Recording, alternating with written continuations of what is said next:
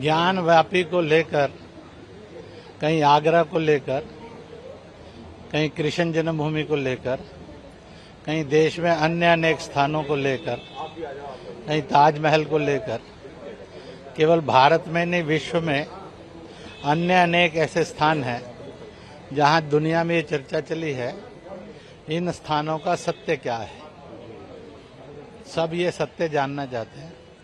इसलिए नहीं कोई द्वेष है, इसलिए नहीं कोई हिंसा है, इसलिए नहीं है कोई राजनीति है। सामान्य लोग ये चाहते हैं कि जितना सच और सही पता होगा देश उतना ठीक रास्ते पर जाएगा। और इसलिए मैं देश के सब लोगों को, किसी भी जाति के हैं, किसी भी पंथ के हैं, किसी भी पार्टी के हैं, किसी भी भाषा के, किसी के भी सूबे के हैं, उन्होंने इस बात का स्टैंड लेना चाहिए। जहां पर भी ऐसे विवाद हैं उनका सत्य और सही जानने में कोर्ट को मदद करनी चाहिए और वो सबके सामने आना चाहिए। सत्य और सही जानने के बाद निर्णय क्या करना, थ्रू डायलॉग उसके फिर डिसीजन होंगे, कोर्ट से डिसीजन होंगे, ये सच है। परंतु एक बात बहुत सही है कि आखिरकार कौन सी चीजें किसी भी देश का इतिहास होती हैं, कि जो आक्रांता हैं और अत्याचारी हैं वो किसी देश का इतिहास हो सकती हैं क्या, होना चाहिए या नहीं होना चाहिए। इसी प्रकार से यहाँ मुझे हजारों हजार में मुसलमान मिले, ईसाई मिले, सिख मिले, बौद्ध मिले कि ईसाई कहते हैं हमारा धर्म भारत में पढ़ाओ, मुसलमान कहते हैं हमारा इस्लाम भी पढ़ाओ। तो हिंदुस्तान का 135 करोड़ लोग जाति से, मजहब से, पार्टी से, भाषा से ऊपर उठकर कहता है हमारे देश का ग्रंथ गीता भी दुनिया में पढ़ाया जाना चाहिए। और इसलिए ऐसे सब प्रश्नों को झगड़े का न बनाकर संजीदगी से सोचा जाए।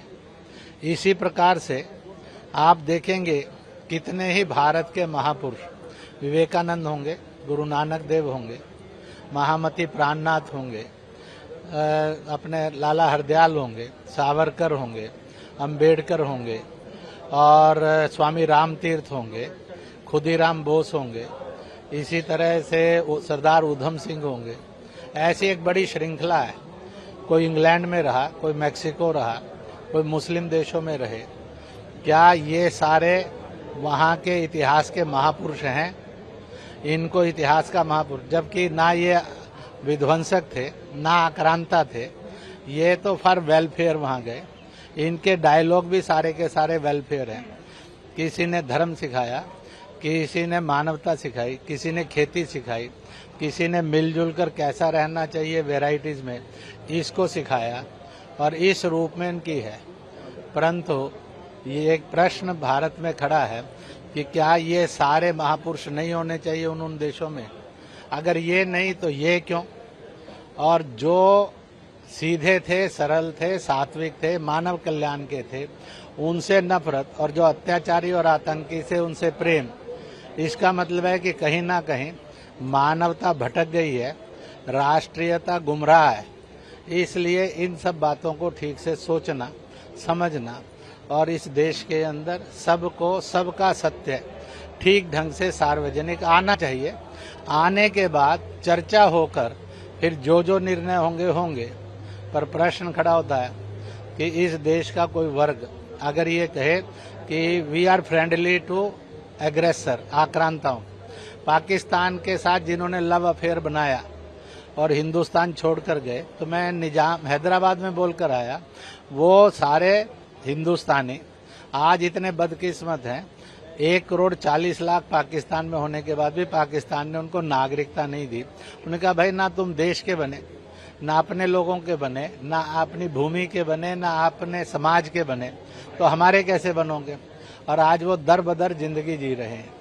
इसलिए ध्यान में आना चाहिए, nation first, nation always, nation last. यह स्वर्ग का, जन्नत का मार्ग सब धर्मों ने बताया है, उस पर चलें। इसलिए भड़कना, लड़ना और लड़वाना छोड़कर अपने अपने मत पंथ में चले, सब मत पंथों के लोगों को बुलाएं और मिलजुल कर सब धर्मों के त्योहार सब लोग मनाएं। किसी की का क्रिटिसिज्म नहीं करें, आलोचना नहीं करें, निंदा नहीं करें, सब मिलकर मनाएं और इस प्रकार से एक नया भारत, नेक भारत, एकजुट भारत, श्रेष्ठ भारत बनाएं और दुनिया को भी भटकाव से निकालने का दायित्व निभाएं। ये सारे विवाद इस प्रकार का संदेश दे रहे हैं। मुझे भरोसा है कि लोग इस पर चलेंगे।